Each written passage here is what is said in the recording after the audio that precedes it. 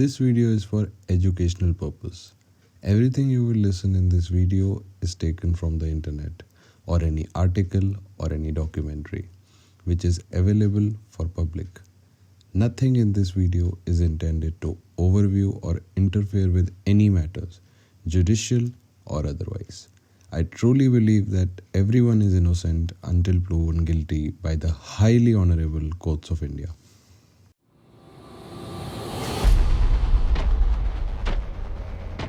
1989 कलकत्ता। एक English print media ने अपने फ्रंट पेज पर एक नाम छापा जो कुछ ही वक्त में पूरे भारत में आग की तरह फैल गया। उस आर्टिकल में आरोपी पर कुल 25 खौफनाक खून करने का इल्ज़ाम लगा था। क्या था वो नाम? वो नाम जिसका कोई वजूद ही नहीं था, वो नाम जिसकी असलियत को कोई नहीं जानता था, वो नाम जो आज भी गुमनाम है। क्या था वो चेहरा?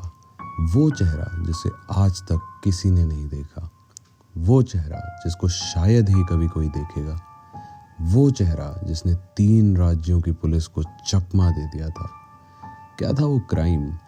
वो क्राइम जिसने अंधेरी रातों में लोगों की नींदें उड़ा दी थी, वो क्राइम जो कभी किसी ने होते हुए नहीं देखा, वो क्राइम जो आज भी रहस्यमय है। हाय लिसनर्स, मेरा नाम है आयुष और आज मैं आपके लिए लेके आया हूँ द मिस्टीरियस स्टोनमैन मर्डर्स।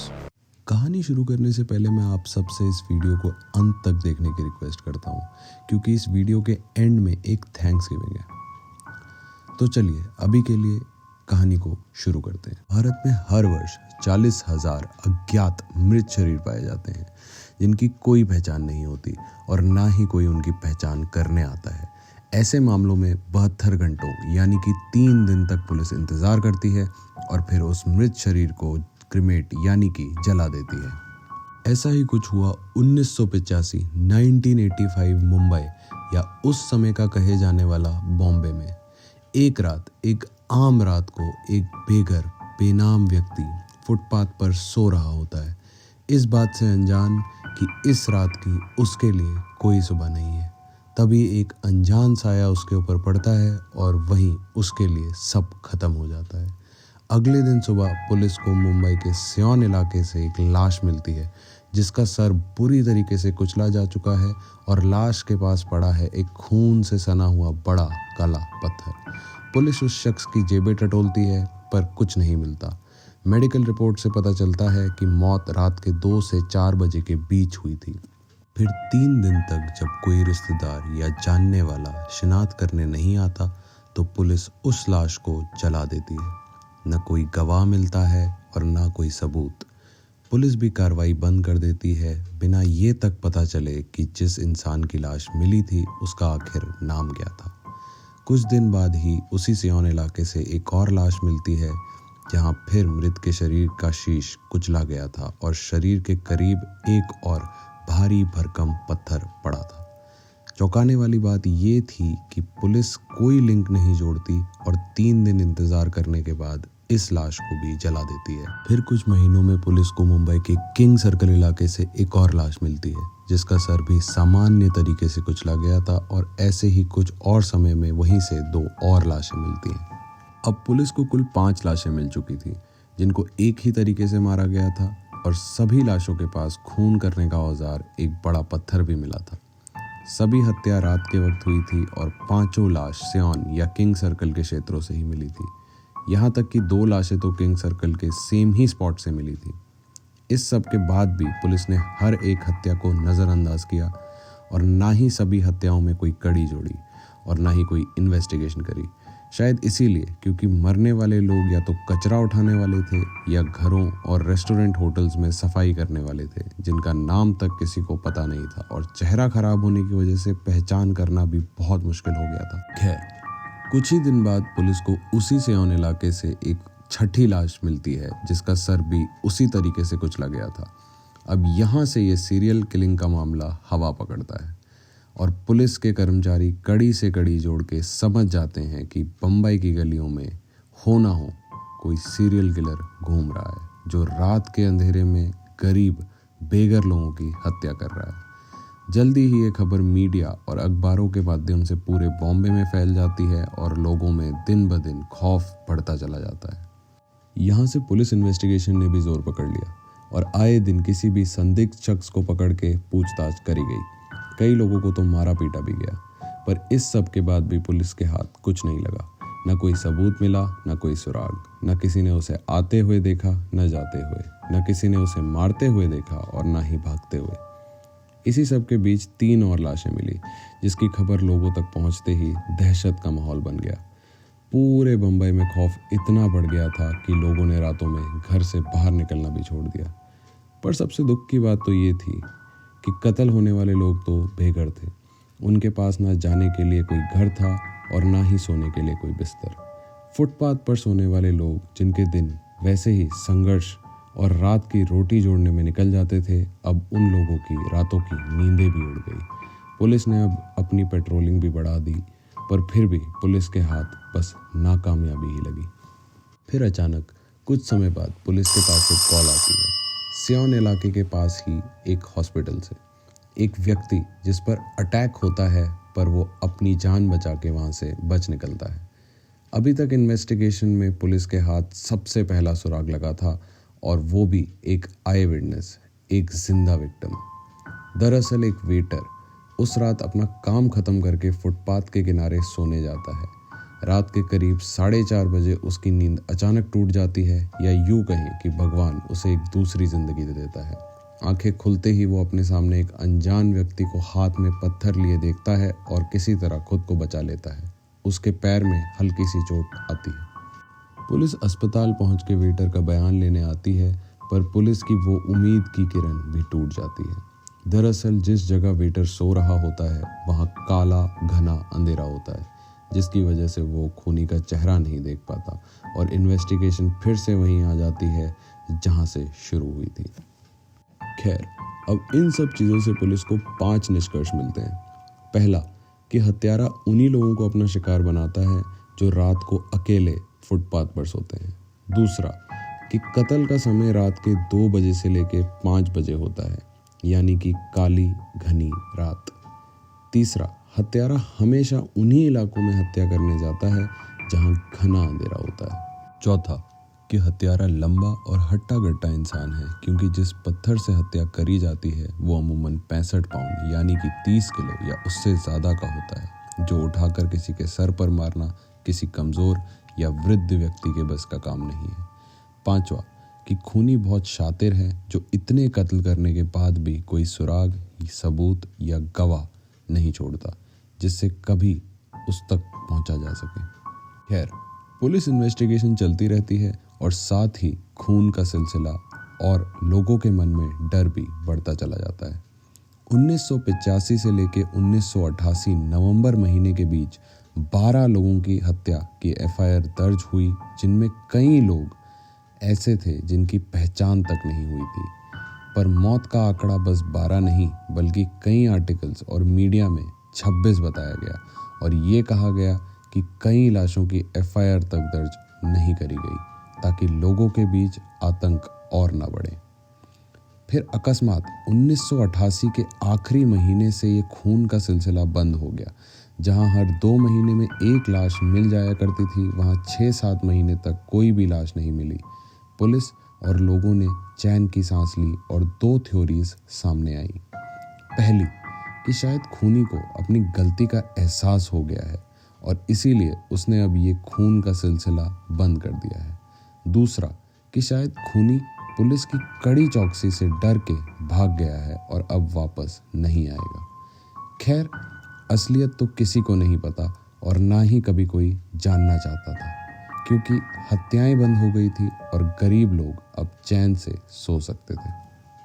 फिर अचानक 4 जून 1989 को सेंट्रल कलकत्ता के हावड़ा ब्रिज के पास से खबर आती है कि एक महिला की सर कुचल के हत्या करी गई है।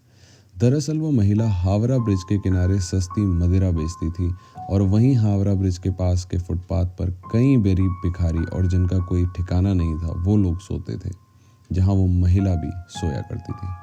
उसका सर भी एक बड़े पत्थर से कुचला गया था। कलकत्ता पुलिस थोड़ी तफ्तीश करती है, लेकिन ये समझकर कि ये आपसी दुश्मनी का मामला है। वहीं कुछ दिनों बाद उसी इलाके से एक और लाश मिलती है और फिर तीसरी। इन तीनों लाशों का भी सर एक बड़े पत्थर से कुचला गया था।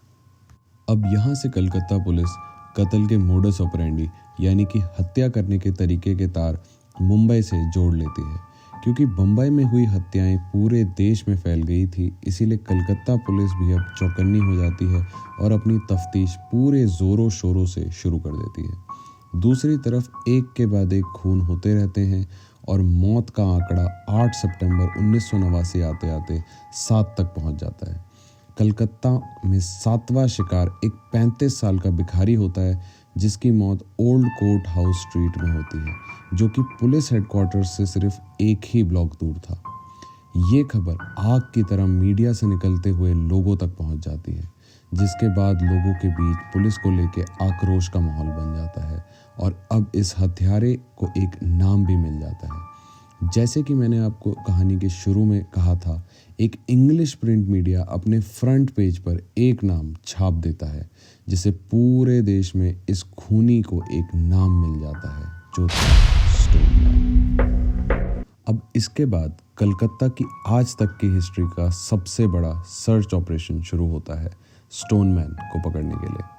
इस ऑपरेशन में पुलिस ने आसपास के हर गली मोहल्ले में रात को पहरा देना शुरू कर दिया और फुटपाथ पर सोने वाले लोगों को एक साथ सोने का निर्देश दिया गया। लोगों को अंधेरे वाली जगह से दूर रहने को भी कहा गया। लोगों के बीच डर इस कदर फैल गया था कि लोग अब इकट्ठा सोने के साथ साथ बारी बारी जाग के पहरा भी देने लगे, ताकि अंधेरे में कोई हमला न कर सके।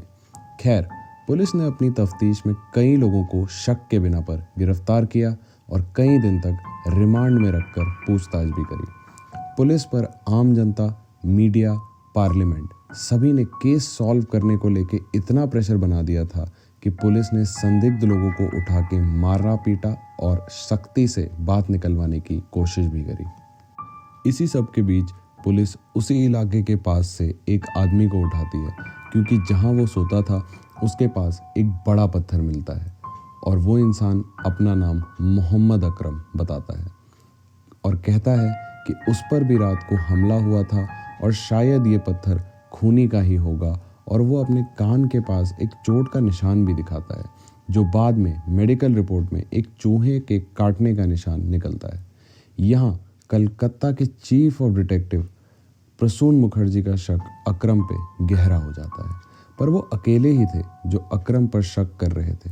बाकी पूरे डिपार्टमेंट में किसी को भी अकरम स्टोनमैन हो सकता है ये बिल्कुल नहीं लगता था। दरअसल अकरम एक दुबला पतला इंसान था, जिसके इतने भारी भरकम पत्थर को उठा के किसी के सर पर मारने की पॉसिबिलिटी बहुत कम थी।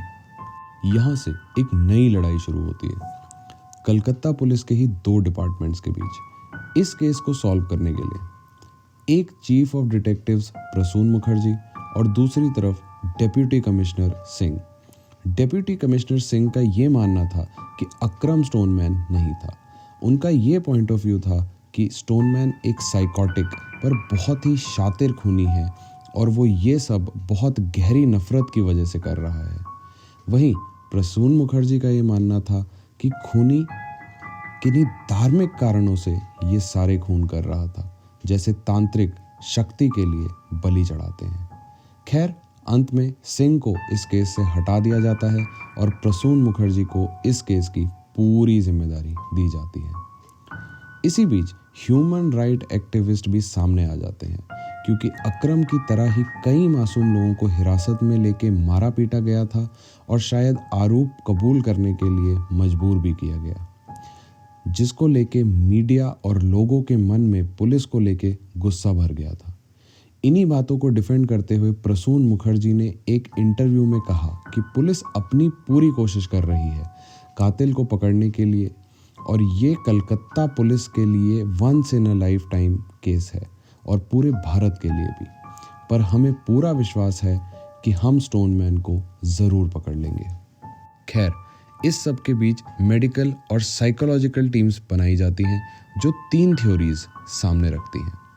पहली, कि स्टोनमैन जो भी है उसे ये सारे खून करके एक तरीके की खुशी या कहीं सेटिस्फैक्शन मिलती है, और उसके दिमाग के एक हिस्से में ये सारे क्राइम का जस्टिफिकेशन भी होता है, और वो खून किसी मकसद से नहीं करता बल्कि आसान तरीका और आसान शिकार ढूंढकर बस खून करना चाहता है। दूसरी ये कि शायद फुटपाथ पर सोने वाले लोगों से उसे बहुत नफरत है, क्योंकि वो खुद भी फुटपाथ पर सोता था और वहीं उसके किसी घर वाले के साथ कोई हादसा हुआ जिसमें पत्थर मार के या पत्थर लगने की वजह से उसकी जान चली गई। तीसरी ये कि खूनी जो भी है वो एक तरीके का जीनियस है, जो दुनिया को अपना जीनियस दिमाग दिखाना चाहता है और बताना चाहता है कि एक परफेक्ट क्राइम या कहीं क्राइम्स का क्या मतलब होता है। खैर, 1989 के ही साल में कलकत्ता में 7 महीनों में 13 मौत की FIR दर्ज होती है, जो कि बम्बई में हुए 3 साल में 12 हत्याओं से भी ज़्यादा थी। फिर अचानक 1990 से बम्बई की ही तरह कलकत्ता में भी ये मर्डर्स का सिलसिला रुक गया, और ये कहा गया कि शायद कड़ी पहरेदारी की वजह से स्टोनमैन अब कलकत्ता से भी भाग गया है। पुलिस की तफ्तीश जारी रहती है, पर हाथ सिर्फ और सिर्फ नाकामयाबी ही लगती है। और फिर होता है बम्बई कलकत्ता का स्टोनमैन जॉइंट सर्च ऑपरेशन, जिसमें फिर से दोनों ही राज्यों की पुलिस के हाथ खाली ही रहते हैं। लेकिन चौंकाने वाली बात ये थी कि इस जॉइंट ऑपरेशन में ये तक नहीं पता चल पाता कि क्या बम्बई और कोलकाता दोनों का स्टोनमैन एक ही इंसान था या दो अलग अलग खूनी। फिर कुछ समय बाद लोग इस स्टोनमैन को भी भूल जाते हैं और चैन से सोने लगते हैं। पर फिर अचानक 20 साल बाद असम के गुवाहाटी जिले के एक न्यूज़पेपर में एक खबर छापी जाती है कि Stoneman is back on the streets. दरअसल गुवाहाटी में भी एक के बाद एक करके 3 हत्याएं होती हैं, और वो भी ऐसे ही पत्थर से सिर कुचलकर। पर वहाँ भी आज तक कोई सबूत नहीं मिला, और ये स्टोनमैन मिस्ट्री आज भी अनसॉल्व्ड है और भारतवर्ष के सबसे मिस्टीरियस और परफेक्ट क्राइम्स में से एक मानी जाती है। खैर, तो ये थी आज तक की स्टोनमैन की पूरी कहानी, जिसको आज तक यानी कि 2024 तक भी कोई सॉल्व नहीं कर पाया, और शायद अब कर भी नहीं पाएगा। अब बात करते हैं इस कहानी के सबसे खौफनाक सच की, जो है एक परफेक्ट क्राइम की इन्फ्लुएंस से क्या हो सकता है। अब इस कहानी से लोग 2 चीज़ें सीख सकते हैं। पहली पॉजिटिव, जो ये है कि भले ही स्टोनमैन पकड़ा नहीं गया, पर पुलिस की तेज चौकसी और लोगों में यूनिटी यानी कि एक साथ सोने और एक दूसरे को पहरा देने से स्टोनमैन ने शायद डर के ये खून का सिलसिला बंद कर दिया। पर हर कहानी का एक नेगेटिव एस्पेक्ट भी होता है, जो इस कहानी का सबसे ज़्यादा डार्क सच है, और वो ये है कि शायद ये दुनिया का सबसे इजी क्राइम है जिसमें पकड़ा जाना बहुत मुश्किल है, जिसके 4 कारण हैं। पहला ये कि पकड़े जाने का सबसे बड़ा तरीका होता है खून का औजार, जो कि स्टोनमैन केस में एक पत्थर होता है जो हर गली मोहल्ले में आसानी से कहीं से भी मिल सकता है, और जिसे स्टोनमैन वहीं लाश के पास छोड़कर भाग जाया करता था। दूसरा ये कि कत्ल करने का सबसे अच्छा वक्त होता है रात का समय, जब सब सो रहे होते हैं और कोई गवाह के मिलने के चांसेस सबसे कम होते हैं। तीसरा ये कि मरने वाला इंसान जो सो रहा होता है वो चाह कर भी कभी चीख नहीं सकता और ना ही किसी को मदद के लिए बुला सकता है। चौथा ये कि जिस जगह स्टोनमैन खून करता है वहाँ अमूमन अंधेरा होता है, जिसकी वजह से कोई बच भी गया तो चेहरा नहीं देख सकता, जैसा कि बम्बई में वेटर के साथ हुआ था। अब सबसे खौफनाक सच ये है कि इस कहानी को सुन के बहुत सारे लोगों को ये लगा कि अगर वो भी इस पैटर्न से क्राइम करेंगे वो भी शायद कभी पकड़े नहीं जाएंगे। बिल्कुल ऐसा ही हुआ अगस्त 2022 मध्य प्रदेश भोपाल में, जहां एक 19 साल के लड़के ने 3 वॉचमैन को 3 दिनों के अंतराल में मौत के घाट उतार दिया और कत्ल का पैटर्न वही सेम, रात को पत्थर से सर कुचलना और फिर वहां से भाग जाना। जब ये घटना भोपाल में हुई तो लोगों के मन में डर बैठ गया, पर नई टेक्नोलॉजी और हर जगह कैमरा इंस्टॉल होने की वजह से वो पकड़ा जाता है। उसका नाम शिव प्रसाद ध्रुवे था और उसने पकड़े जाने के बाद ये कहा कि वो KGF मूवी से इंस्पायर हुआ था और स्टोन मैन मर्डर्स उसको परफेक्ट क्राइम लगते थे जिसे वो कभी पकड़ा नहीं जाएगा और उसे आगे चलकर एक बहुत बड़ा गैंगस्टर बनना था। इसी तरह कई केसेस हुए पूरे भारत में स्टोन मैन मर्डर्स के बाद, जहां कई लोगों की हत्या करी गई पत्थर से सर कुचल के। बहुत दुख की बात यह है कि इस कहानी में जिसमें इतनी दुखी करने जैसी गतिविधियां हुई, जैसे गरीब बेसहारा लोगों की खौफनाक मौत और फिर मरने के बाद उनकी पहचान तक ना होना, वहाँ लोगों ने इस कहानी के नेगेटिव एस्पेक्ट को अपना कत्ल का हथियार बना लिया। तो दोस्तों, यहाँ ये कहानी ख़त्म होती है और जैसा कि मैंने आपसे वादा किया था, अब थैंक्स गिविंग का समय आ गया है।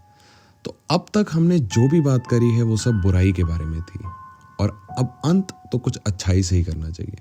तो जैसे आप सब लोग जानते हैं, ये मेरी YouTube की सबसे पहली वीडियो है, तो मैंने इसको आप तक पहुंचाने के लिए कुछ Instagram पे अच्छा कंटेंट डालने वाले लोगों की हेल्प ली और मैं आपसे रिक्वेस्ट करता हूं कि आप उनका कंटेंट भी एक बार चेक करें और पसंद आए तो प्लीज़ उन्हें फॉलो भी कर लें। तो आइए अब इन लोगों से मिलते हैं। मैंने इनकी प्रोफाइल का डिस्क्रिप्शन में भी लिंक दे दिया है।